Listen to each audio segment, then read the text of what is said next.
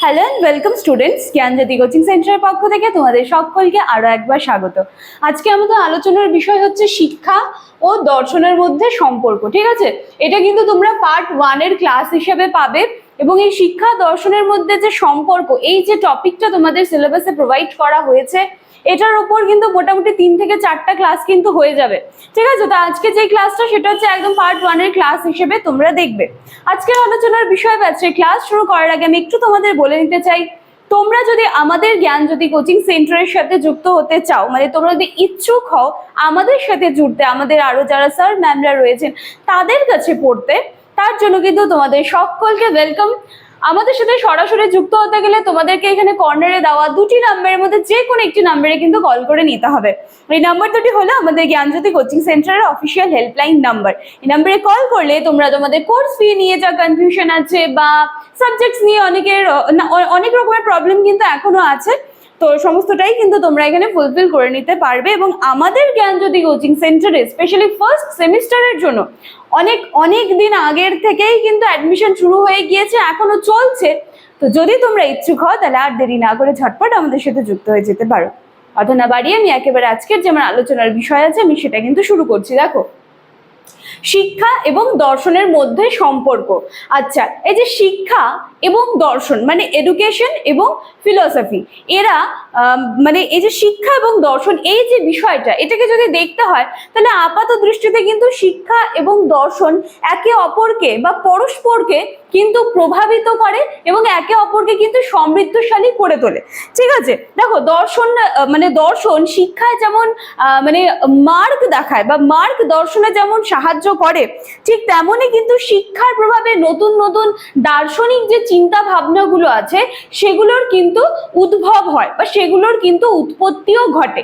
তাহলে আমরা দেখতে পাচ্ছি এই যে দর্শন এবং শিক্ষার মধ্যে যে সম্পর্ক, বলতে পারো যে একে অপরের কিন্তু পরিপূরক। ঠিক আছে, আচ্ছা এবারে দেখো শিক্ষার উপর দর্শনের প্রভাব, মানে মেইন তোমাদের টপিক হচ্ছে এইটা আলোচনার বিষয়, এবং এটার মধ্যে আবার চলে আসলো শিক্ষার উপরে দর্শনের কি কি প্রভাব। ঠিক আছে, এরপরে যখন আমরা আরো ক্লাসটা আমাদের এগোবে তখন আমরা দেখবো যে দর্শনের উপর শিক্ষার কি প্রভাব।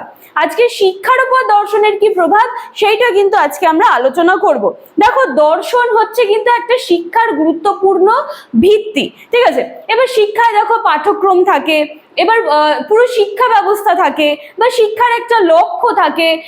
এই সমস্ত দিকগুলো যে শিক্ষার থাকে, তো সমস্ত দিকটাই কিন্তু বা এই যে সমস্ত দিকের যে বিষয়বস্তুগুলো, এই দিকগুলো কিন্তু কোথাও না কোথাও দর্শন আমাদেরকে ঠিক করে দেয়। ঠিক আছে, যেমন দেখো এখানে বলা হয়েছে যে নির্ধারিত লক্ষ্যের যথার্থতা নির্ণয়, পাঠ্যক্রম রচনা, শিক্ষা পদ্ধতির নির্ধারণ, পাঠ্য বই নির্বাচন, শৃঙ্খলা পদ্ধতি নিরূপণ, শিক্ষকের ভূমিকা নির্ধারণ, এই সমস্ত ব্যাপারে কিন্তু দর্শন শিক্ষাকে কিন্তু প্রভাবিত করে। ঠিক আছে, তাহলে আমরা দেখতে পাচ্ছি যে শিক্ষার উপর দর্শনের প্রভাবটা কতখানি, যে শিক্ষার যে পুরো মানে কি বলবো যে পুরো কাঠামোটা, ঠিক আছে, সেখানে আমরা কোথাও না কোথাও দেখতে পাচ্ছি যে দর্শন কিন্তু পুরো ব্যাপারটাকে একটা কিন্তু বা পুরো ব্যাপারে কিন্তু দর্শন নিজের একটা প্রভাব বা দর্শন নিজের একটা ছাপ কিন্তু ছেড়ে যাচ্ছে।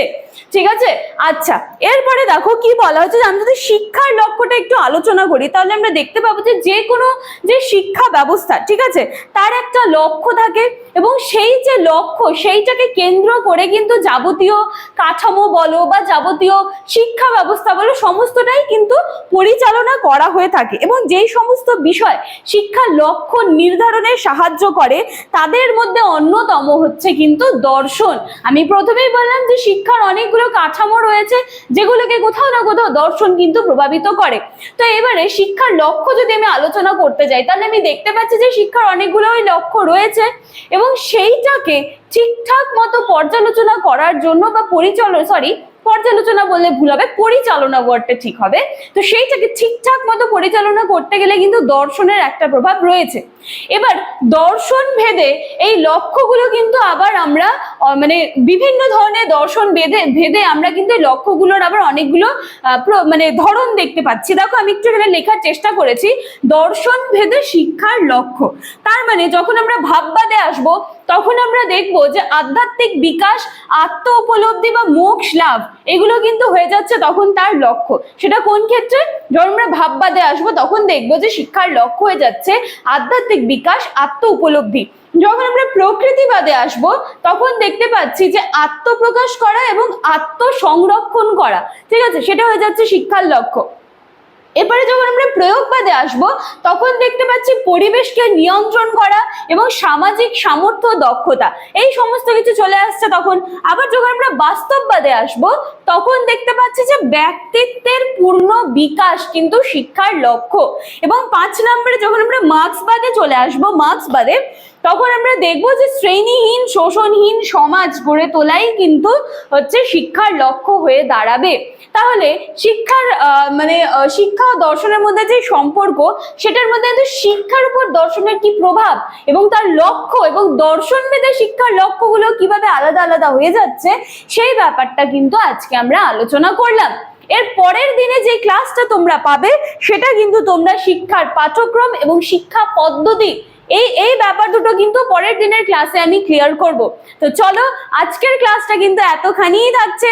আজকে একটা নতুন টপিক দিয়ে আবার শুরু করলাম একেবারে আজকের থেকে, আজকের যে ভিডিওটা সেইখান থেকে প্রত্যেক দিনের ভিডিওগুলো একটু খেয়াল করো, তাহলে কিন্তু এই যে টপিক যেটা দেওয়া রয়েছে শিক্ষা দর্শনের মধ্যে সম্পর্ক, সেটা কিন্তু একদম তোমাদের বুঝতে আর কোনো প্রবলেম থাকবে না। আজকের ক্লাসটা এখানেই শেষ করছি। ভালো লাগলে লাইক, কমেন্ট, শেয়ার, সাবস্ক্রাইবের আশা রাখলাম। দেখা হচ্ছে পরের দিনের ক্লাসে পার্ট 2 নিয়ে। Thank you.